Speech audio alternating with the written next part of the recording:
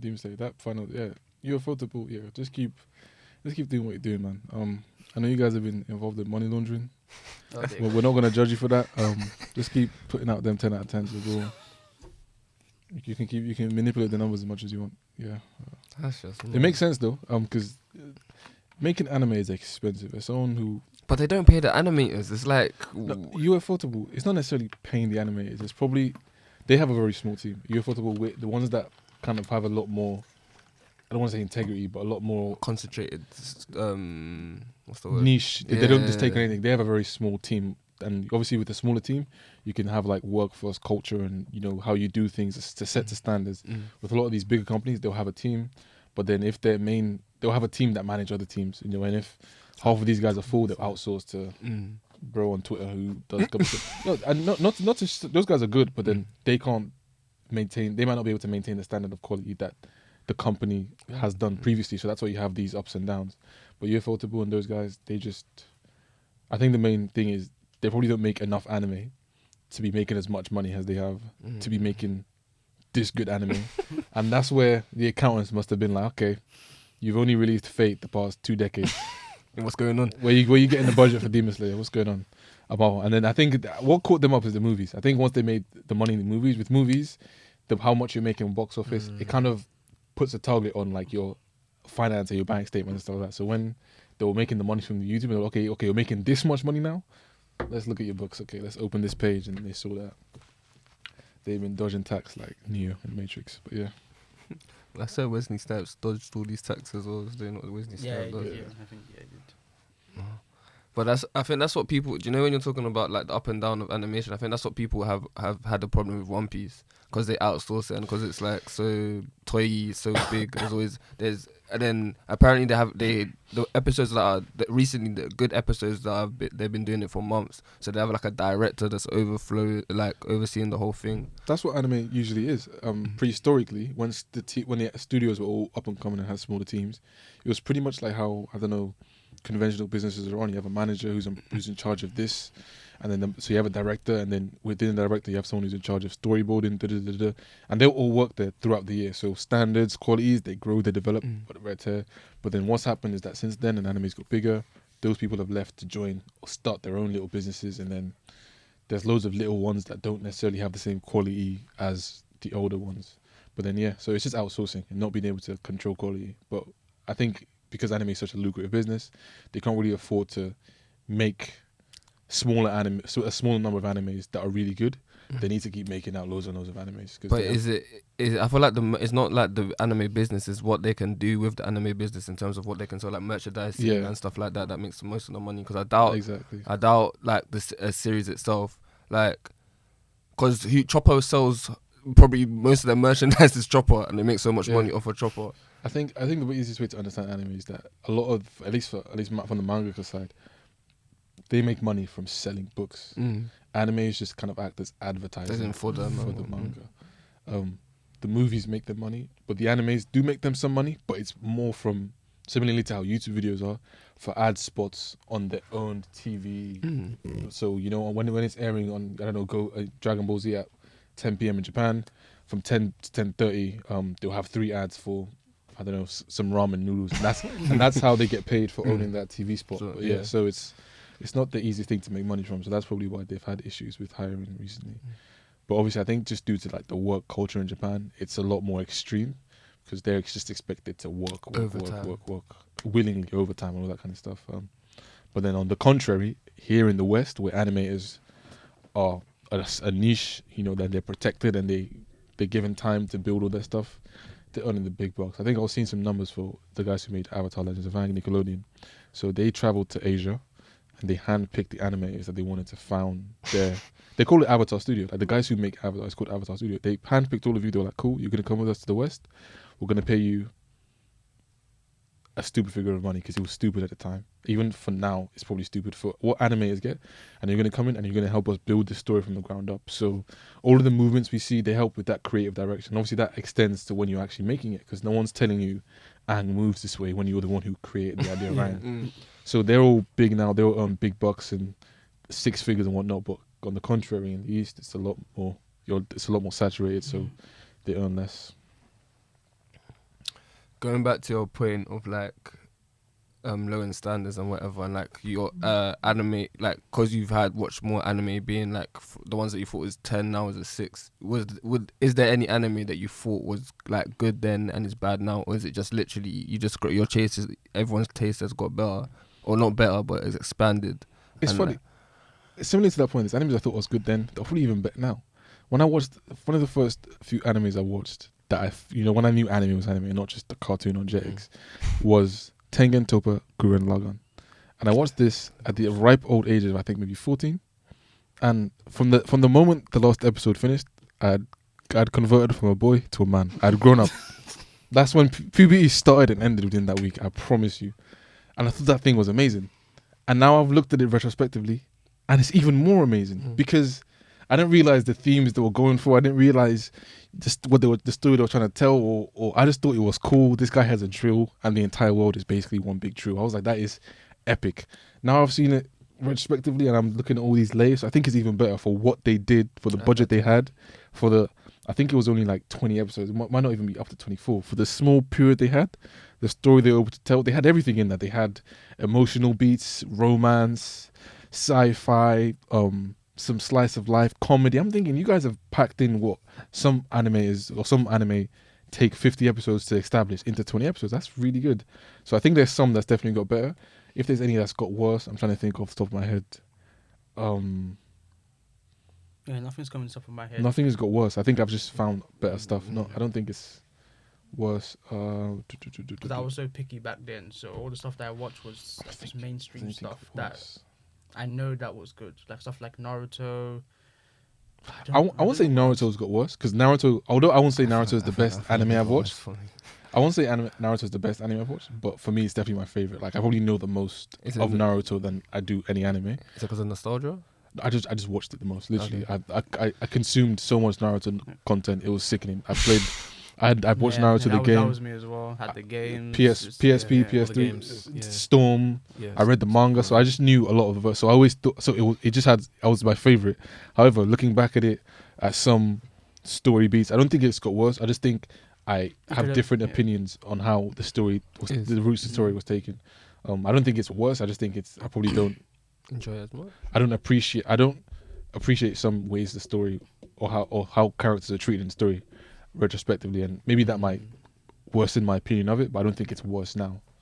But yeah, I don't think you can get worse. I think you can just probably see mistakes or where the author might have could have done better, but I don't think you get worse because once you've had that opinion, it's hard to change it. And I know what things you're thinking about, like with like certain character like development. Now you didn't notice it when you had the time, but I was just like, this guy, we saw him. Shino. You're watching it, like you're clearly focused on like these two characters, but these two, or let's say like these 5. But I was like, these guys were trying to, and then you kind of saw where he tried to redeem himself with some very quickly put together, especially if you watch the anime. I don't think he did it in the manga at all, which is even more questionable. He tried to redeem himself with some backstories or some story conclusions for some of these characters that seemingly came out of nowhere.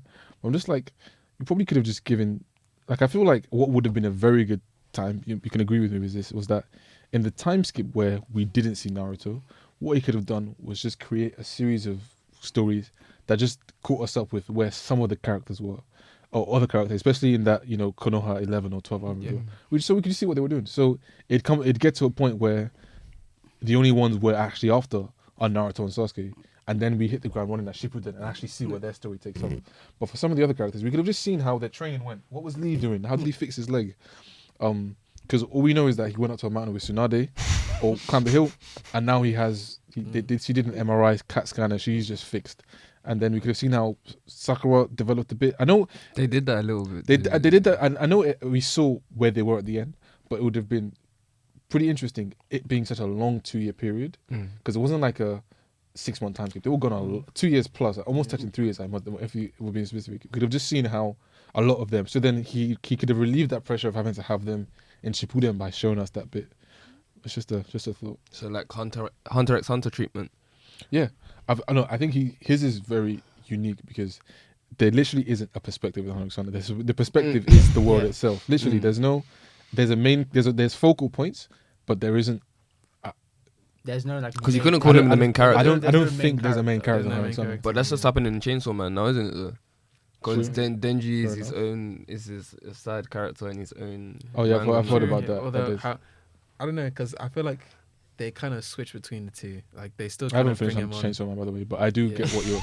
Yeah. I've heard that With before. Chainsaw Man, there's so it's gonna be 3 parts, and they're I currently thought- on the second part in the manga. So Okay. the manga's finished part 1, whereas like in the anime they've only done like Half. season 1 of part 1. Oh, wow. You see what I mean? So like they're on part 2 in the manga now, and like there's but a new character. From who's the main few character. episodes I've watched, I think I'm on episode 3. I'm only on episode 3.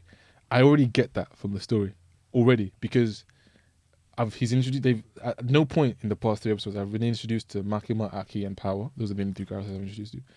And at no point am I thinking all of these guys are pivoting around. Denji. I call him Deji, because it's just the name. He's just this guy's Deji. I'm pivoting around him. I kind of feel like he's just he just happens to be in the same scenario as all of these other characters. I don't really think it's there because I think in the second episode he says what probably is overlooked by everyone. He goes, I've already lived my life. But that's what annoys me when people say he's not a good character because he's lived such a bad life, and him having the basic necessities That's is because what. people haven't read the manga. No, Yeah. but you can tell that from the first how many episodes. He's answered the question everyone's probably asking now in episode 1. He literally says it, like even when he dies or whatever, he literally says, well, my life wasn't the best. He doesn't have any worldly aspirations. He just wanted a good life where he could talk to girls and eat bread and butter and jam. And he's had literally in the first episode 2, he's got that answered. Everything else that happens now is surplus, like if that makes sense. So from his character perspective, he's already accomplished what he set out to get. Although he can get new aspirations and new aims and stuff, but from his story arc, I'm assuming from what people are saying, he's already had his conclusion. But it's an interesting world. I feel like I'm getting very mixed vibes. It's giving me Jujutsu Kaisen sometimes. It's giving me. One thing is very much giving. I think even like it's being called the Dark Trio. Dark Trio. I've been seeing it a lot. It's, Jujutsu Kaisen, Chainsaw Man, and something else. Like they're like being called like the Dark Trio of Shonen. Something else is. Oh, I don't remember what the third one was. The thing it reminds me of is I don't know if you've seen this. It's Blood Blockade Battlefront. That's so sick. I love that anime. It's so- Kekai Sensei. It's Kekai Sensei. KK Sensei, that's the one. So sick. And because the stuff that's happening is very, very much not normal. In Jujutsu Kaisen, they know it's not normal, hence why it's kind of segmented. But in KK Sensei, this one, it's not normal, but everyone just acts like this is It's because fine. it's like it's in a normal world. Yeah. But then it's not like JJK, like what you said. It's like it's separated from everything else. Not everyone can see this. Bro, everyone is seeing it. Yeah. this building on fire, but they're just going to their usual 9 to 5. So I think I like shows like that because they make me question what's going on in the world at all times. Like even that was my first draw to My Hero, because I think I started reading My Hero very early on before the anime adaptation. I think like chapter 12. My first thing was everyone here is technically superheroes. So how does the world see superheroes? Obviously we get to learn it and all that kind of stuff, but that was my first draw. Like, how does the world work when everyone's like it's like that saying from Incredibles, if everyone's a super, no one is. I was like, okay, so if everyone technically is, like, what's the distinction? What do you mean he's a hero? Just because he puts on, I don't know, riot gear and goes into the street. So, but yeah. At what point do you think you have to drop an anime that you're watching? At what point? There's no point to drop an anime. I like to go by the traditional, or rather archaic 3-episode rule. Yeah, because that's what I do as well. Where does this 3-episode rule come from? it comes from the fact that But it makes sense. most animes, like especially Naruto, because episodes 1 and 2 of Naruto are them explaining what like chakra is. It's only on to episode 3 when he gets assigned a squad and blah blah blah. That's when the anime starts. So same with Bleach for episode 1. Episode 1 is a very good episode. Yeah, but that's most of anime now. Like episode 1 is usually like exposition, world explaining. Okay, this is your main character. Like they do it intentionally now because they don't want to risk you dropping risk it dropping by episode 3. I don't think they do it now. I don't think they do it anymore. But sometimes I feel like certain shows, it really takes you a while before the story starts to develop, or characters start to develop to the point where you're gripped to your Or you're seat. interested. Because that happened to me with at least 2 shows that I can think of. Fullmetal Alchemist was one of them, and recently Black Lagoon. I was watching it and I love Black. it took me a while for me to be like, Seriously? oh yeah, I'm heavily. I dropped it like twice, 2-3 times. Really? I don't know if it's because I have a rule. If I start watching anime at night, it's between you and God because they know when I'm finishing that shit. If I start watching it in the day, the odds of me finishing it jump up exponentially. Yeah, So I know what you mean. Yeah. I think Black Lagoon, I always end up started watching it at night. And I think that's why it took Yeah, me so long. Even I haven't finished Black Lagoon. Exactly. I've watched season 1, season 2, and then like season 3 after. Can I even say it? I'm After, not cool. Oh, the like, episode. They kill The Romanian. yeah, Yeah. like constant. No, I forgot the name. I forgot the names were. But after they killed those two, I haven't like watched another one since. No, not that it's like messed me up, but it's just that like messed me up for time. I kind of just want to watch Sure. like something else right now. Okay, good. So yeah, honestly, I get like not finishing it because even sometimes like I have the 3 rule, but it's just like as I keep going, it's just this isn't really as good as I initially thought it would be. So then I just stop. So 3-episode rule. yeah, the 3-episode rule I follow, but sometimes it's Not even for anime. I applied it to shows now as well. Yeah, I'm like, just give even me I applied it to because I realized I'm like, if in 3 episodes you can't do one of 3 things: make me interested in the character, make me interested in the world, or make me interested in the plot. yeah, then it's not. Come on, like I feel like as a writer, you may not be showing all your hands, but all the cards in your hand, but you should be able to make the story more interesting than. Yeah, but now, but for shows now, it should be done episode 1 because shows are like an hour. It's not as opposed to like back when it used to be like half an hour long. Now that shows are an hour, you've got like an hour to explain the world. Let me like the main character. It's like with Game of Thrones. Has everybody Yeah. here watch Game of Thrones? Yeah, watched it. I haven't.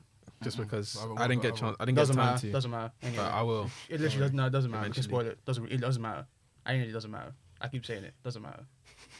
I don't want to spoil it. Just in It's, case. it's calm. No, okay, I'm going to spoil it. It doesn't matter. It doesn't matter. It honestly does not matter. I won't remember. Okay. Trust me. So in the first episode of Game of was it the first episode? It was the first episode. Yeah, let's see the first episode. The one thing you see is a brother and sister having, Yeah, Coitus. sex. Yeah, Yeah, at coitus. the end of the episode. and then a boy getting pushed off a off a roof. Yeah. If that doesn't grip you, at least not in like your interest in that, but like obviously if that doesn't grip you, just be like, okay, what's happening here? Yeah.